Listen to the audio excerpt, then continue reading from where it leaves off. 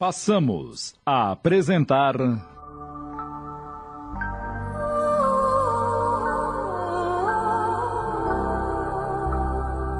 Renúncia, minissérie de Tony de França em 20 capítulos da obra psicografada por Chico Xavier, ditada pelo Espírito Emmanuel.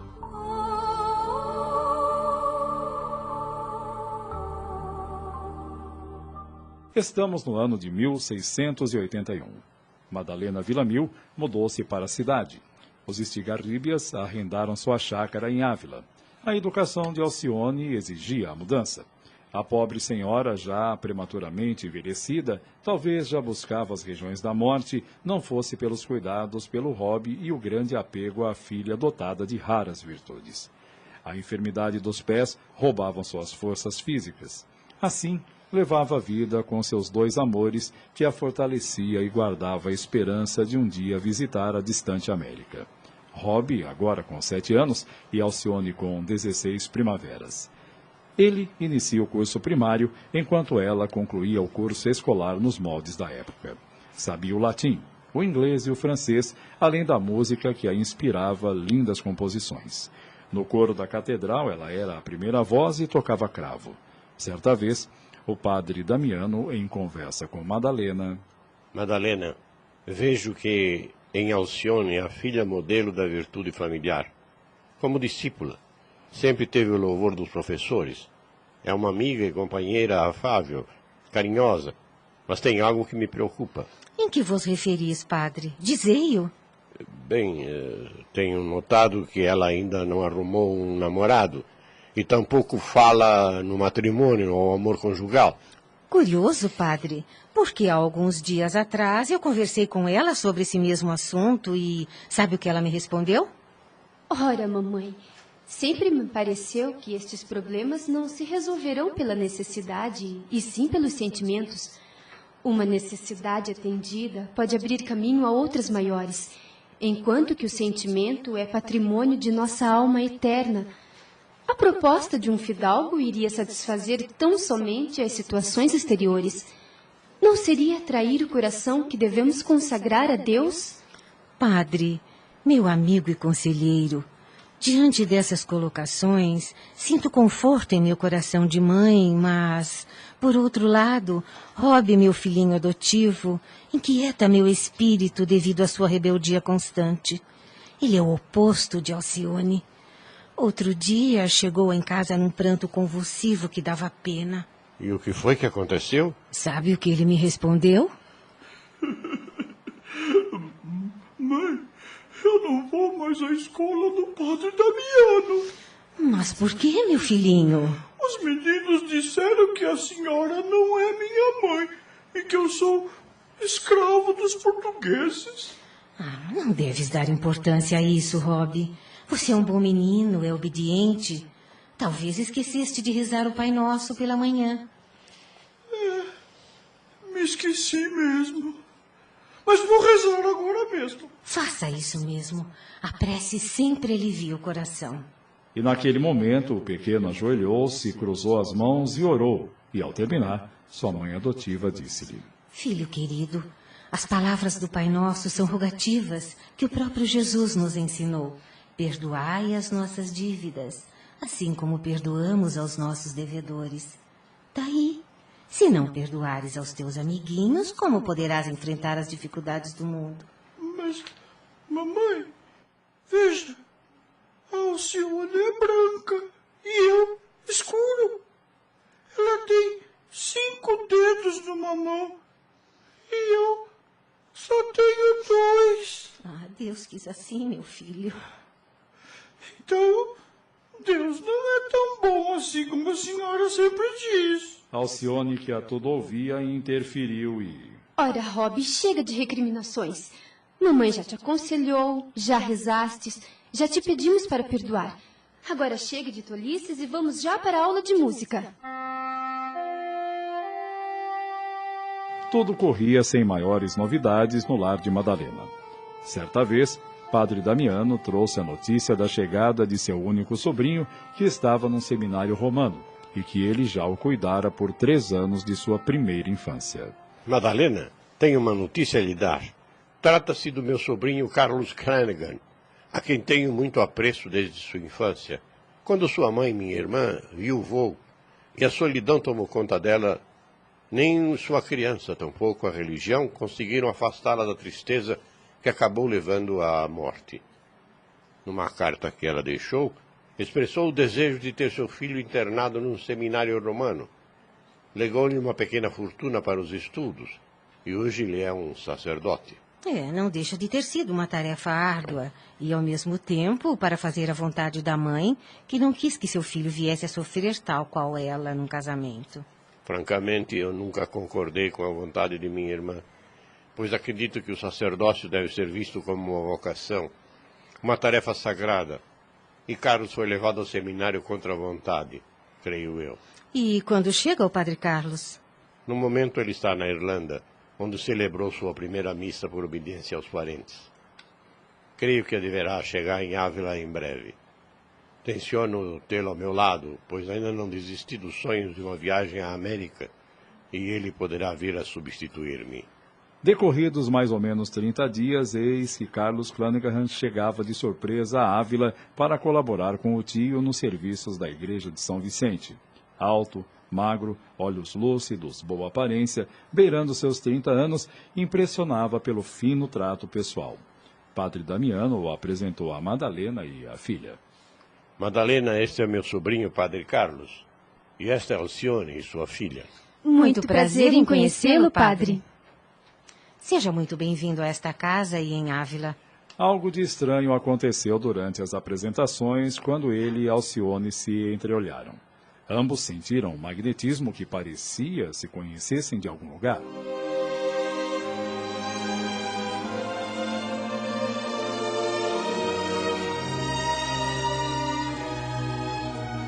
Meu tio, estou maravilhado. Madalena é encantadora. E a filha me deu a impressão de tê-la já conhecido de alhures. É uma criatura angelical, divinamente inspirada.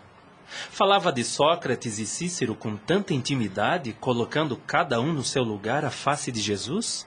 Que bom, meu sobrinho. Alegro-me com isso. Que bom que ele assim pense.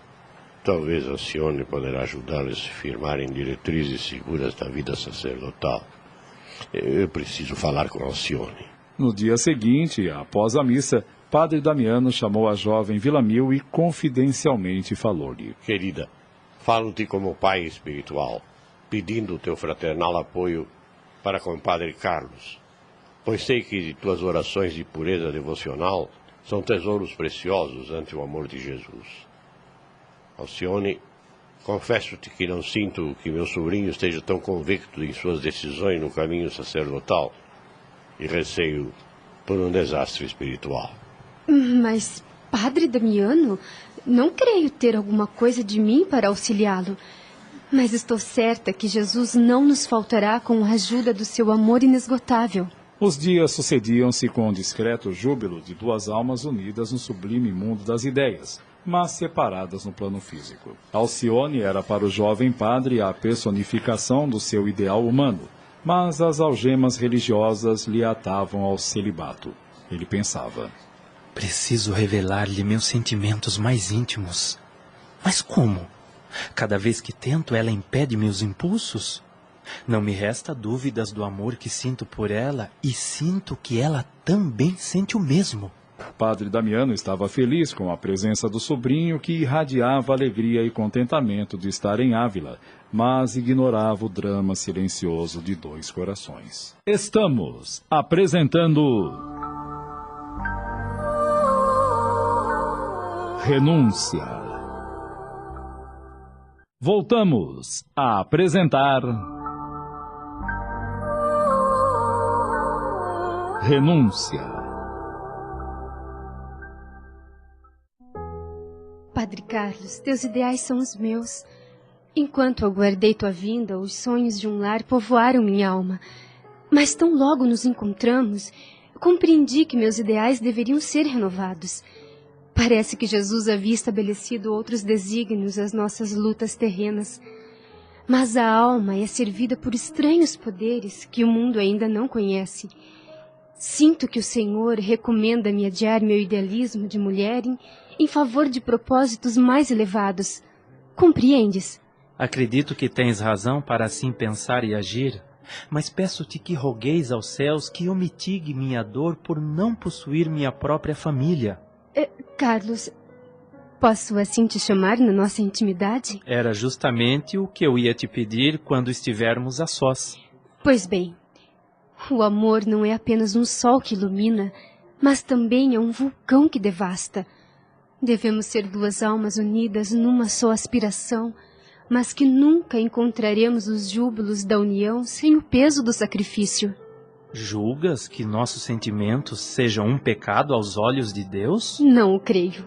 O amor é lei universal que une o Criador ao infinito de suas obras. Tudo isso porque a Igreja nos acorrenta a compromissos absurdos. Não te deixes levar por pensamentos revolucionários.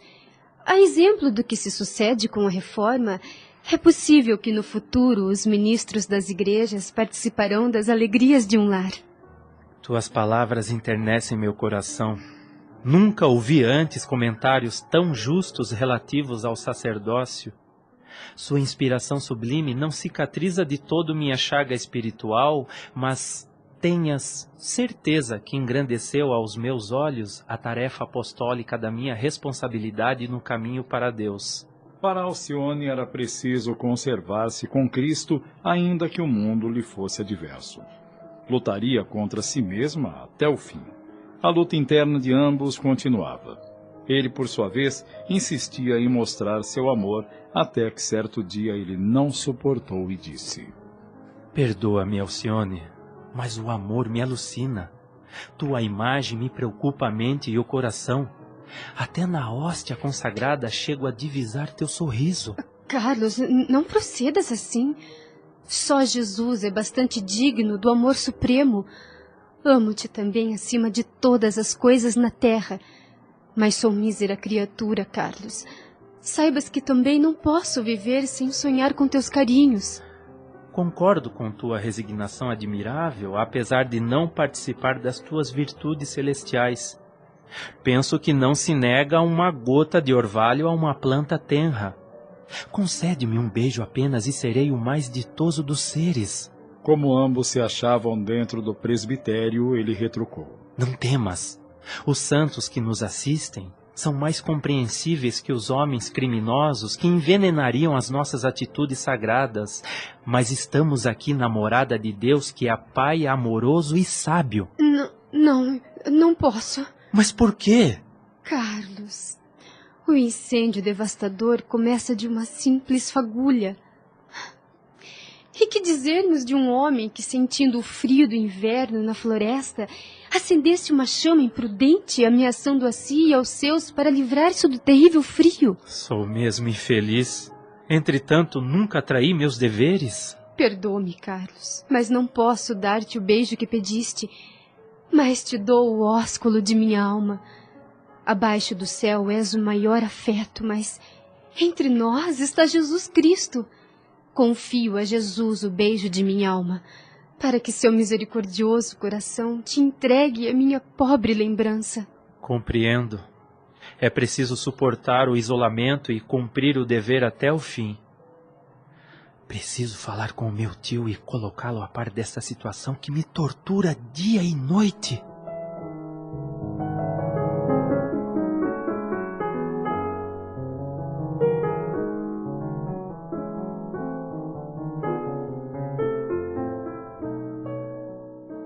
Meu filho, meu querido sobrinho, trata-se deveras de uma situação melindrosa, mas acredito que devemos participar a viúva Villanil para que ela também tome parte de uma decisão. Vamos até sua casa.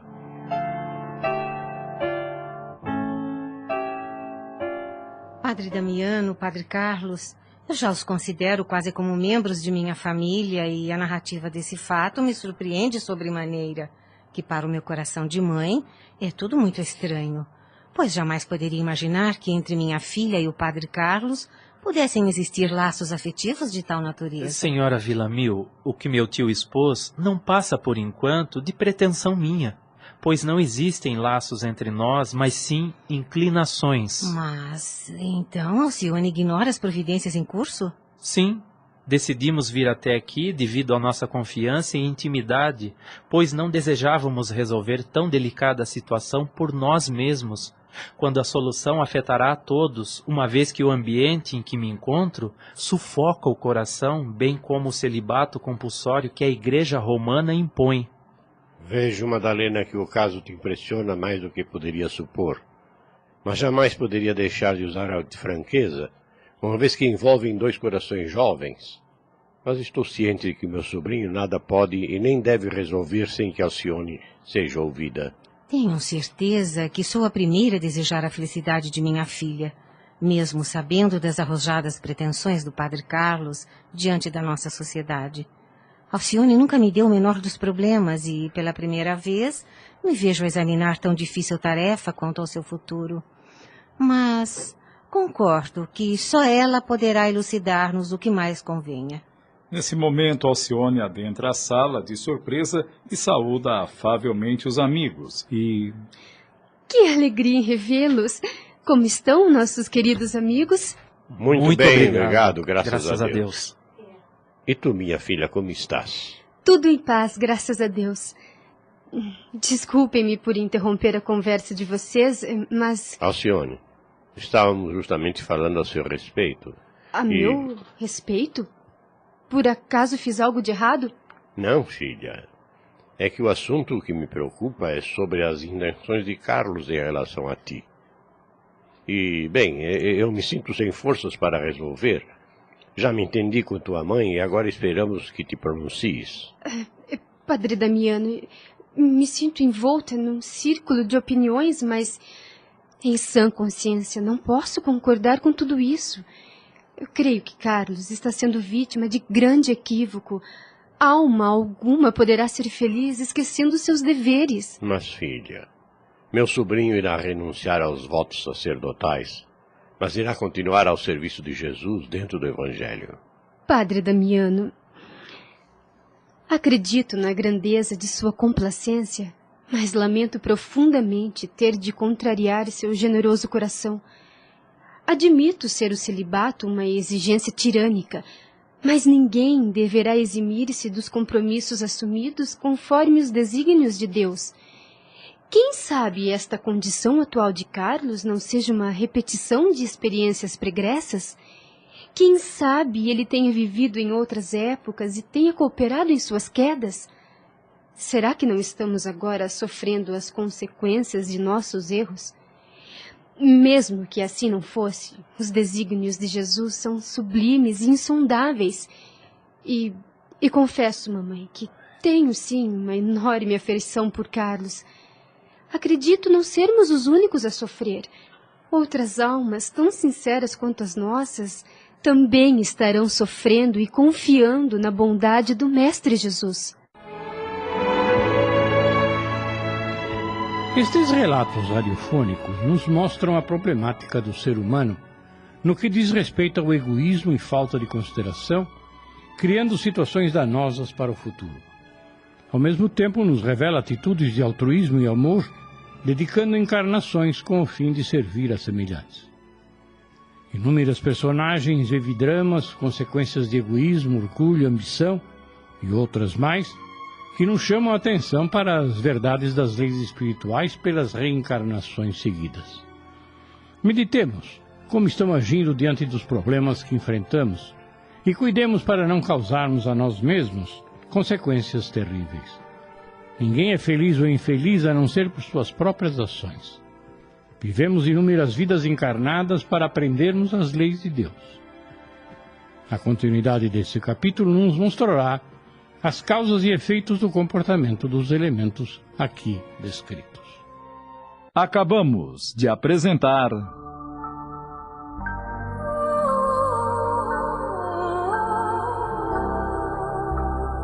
Renúncia, minissérie de Tony de França em 20 capítulos da obra psicografada por Chico Xavier, ditada pelo Espírito Emmanuel.